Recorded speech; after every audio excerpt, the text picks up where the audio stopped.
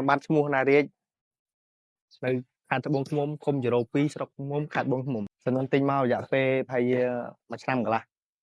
ចិត្តចូលឆ្នាំកន្លះខ្ញុំទិញម៉ាស៊ីនមកខ្ញុំធ្វើដីអីគេស៊ីឈ្នួលគេ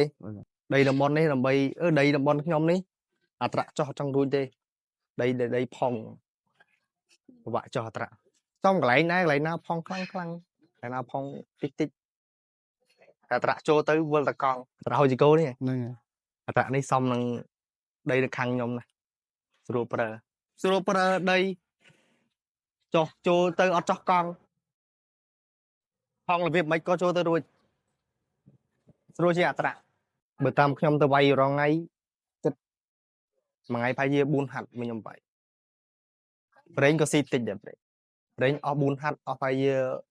អត់ដល់2កានទៀតរត់មួយថ្ងៃទៅងាយអស់មួយកានជាងម៉ាស៊ីនរបស់ខ្ញុំរត់បាន560ម៉ោងពេលដែលខ្ញុំប្រើហ្នឹងខូចតិចហើយទៅតាក់តងទៅក្រុមហ៊ុនក៏សេវាកម្មលឿនប្រហែលតាន់ចិត្តតម្លៃលើម៉ាស៊ីននេះអែមល្អស្រួលប្រើមិនសូវទុកច្រើនទេរឿងម៉ាស៊ីនវាក្រុមអ្នកកិច្ចទេសចោះមកធ្វើខ្ញុំហ្នឹងអស់ធ្វើអស់ពីចិត្តអែមសេវាកម្មល្អ